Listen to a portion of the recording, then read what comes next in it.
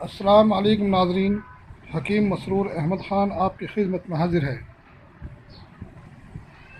मेरे प्यारे नाज़रीन, मेरे दोस्तों, आज मैं आपके लिए नुस्खा लेकर आया हूँ। ये नुस्खा लेकर आया हूँ हर्निया के लिए, और इससे काफ़ी लोग परेशान हैं और बड़ा तकलीफ़ दे और बड़ा नामुराद मर्ज़ है, जिसका सिर्फ़ इलाज मेडिकल साइंस के अंदर सिर्फ़ ऑपरेशन है। और जब ज़्यादा बढ़ जाए तो ऑपरेशन करवाना भी लेना चाहिए, मगर आदमी इसमें डरता है कि ये मसला क्या हुआ, ऑपरेशन करना पड़ेगा, क्या होगा क्या नहीं होगा। ये लोगों के समझ में नहीं आती और लोग ऑपरेशन करा लेते हैं। तो ऑपरेशन कराने के बाद तो कम से कम 1 साल तो उसको परेशानी रहती है। वो कहीं की परेशानी ठीक तो हो जाता है 1-2 महीने में ही, मगर परेशानी से ये होती है कि वो काम धंधा नहीं कर सकता। जिनका काम धंधा वज़न उठाने का है या मार्केट के अंदर आने जाने का है, भाग दौड़ करने का है, सर्किल में काम करने का है, वो करीब करीब परेशानी हो जाते हैं। क्यों? क्योंकि उसमें वो वज़न उठा नहीं सकते, भाग दौड़ ज़्यादा नहीं कर सकते, क्योंकि अंदर के टाँके जो हैं वो जल्दी से ठीक नहीं हो पाते, जल्दी से मजबूत नहीं हो पाते।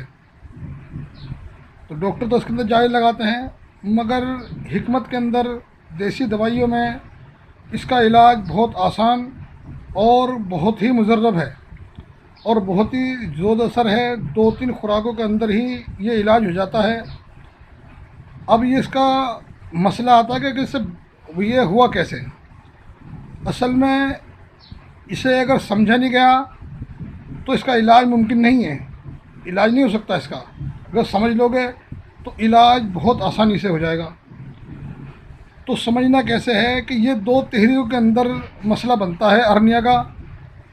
2 तहरीकों में कैसे? सर्दी खुश्की या सर्दी तरी के अंदर जिस्म के अंदर जब तेज़ाबियत ज़्यादा बढ़ जाए, यानी सर्दी और खुश्की हो जाए, तो तब आदमी को हर्निया हो सकता है। या सर्दी और तरी यानी कि बलगम बढ़ जाए, तब आदमी को हर्निया हो सकता है।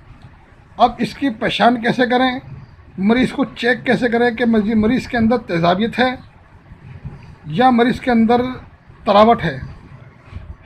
तो इसके लिए क्या मसला है कि आप जब मरीज़ को चेक करेंगे तो आप देखेंगे, मरीज़ की ज़बान देखें।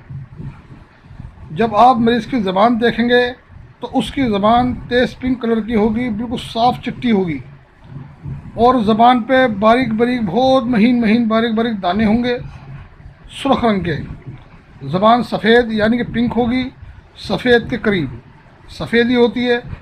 बहुत सी की ज़बान सफ़ेद होती है और बहुत सी की सफ़ेद के करीब तेज़ पिंक होती है। तो ये होती है सर्दी और खुश्की।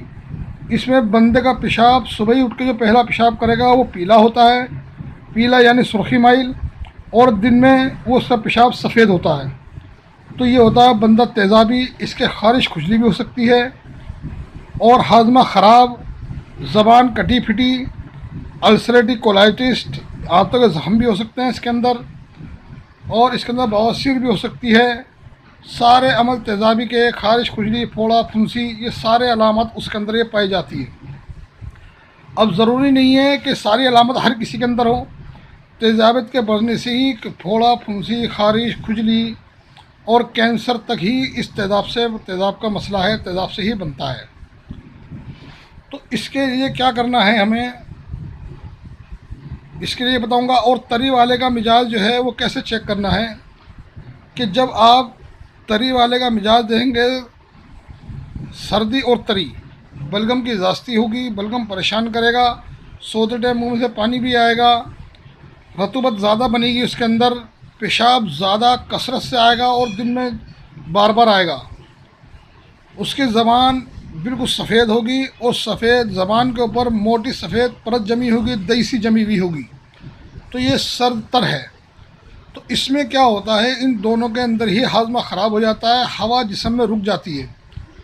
तो जब हवा जिस्म में रुक जाती है तो बंदा या तो जैसे कहीं झटके से कूद गया या उतरा झटके से, या कोई उनने झटके से वज़न उठाया, तो वो हवा जो रुकी हुई होती है वो अंदर की झिल्ली जो होती है, एक परत होती है, एक तो ऊपर की परत होती है, एक अंदर की परत होती है, उससे फाड़ देती है। क्यों? ज़ोर पड़ने पे, क्योंकि ये इस चीज़ से अंदर की झिल्ली जो होती हैं सर्दी तरी से, सर्दी खुश्की से, वो झिल्लियाँ कमज़ोर हो जाती है कि पानी की जास्ती होती है, तो फट के वो आंत बाहर आ जाती है। बहुत से अलामतों के अंदर ऐसा होता है कि यही आंत, यही नस फोतों के पास भी उभर आती है और पानी भी उतर जाता है।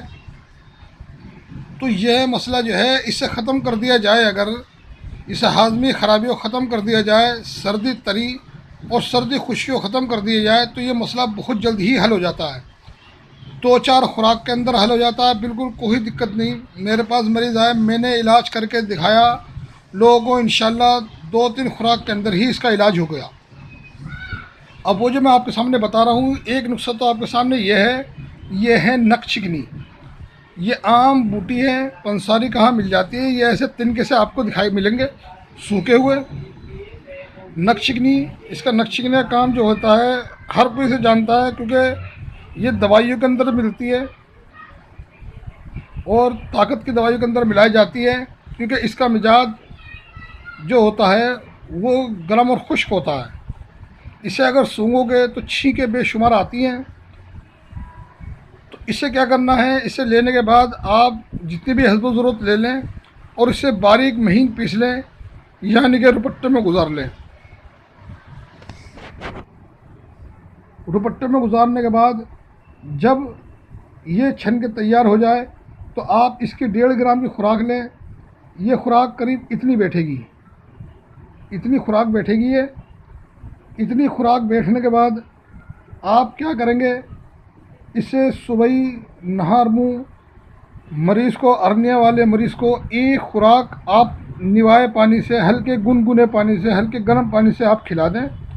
और खिला दें, अगर मरीज़ को हिदायत कर दें कि आप पूरे दिन लेटे रहें, चरपाए पर वो सीधा लेटा रहे। अगर उसे प्यास लगती है तो आप सिर्फ उसे मट्ठा पिलाएंगे, मट्ठे के अलावा, छाछ के अलावा कुछ नहीं पिलाएंगे। आप सिर्फ उसे मट्ठा और छाछ पिलाएंगे।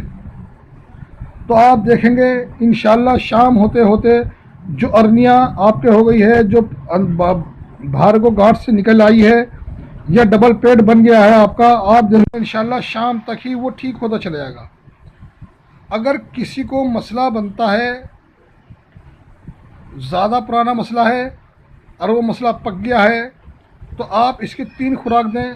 3 खुराक कैसे देनी है कि एक खुराक आज दी है, एक खुराक एक दिन छोड़ के फिर देनी है, फिर एक दिन छोड़ के एक दिन और देनी है।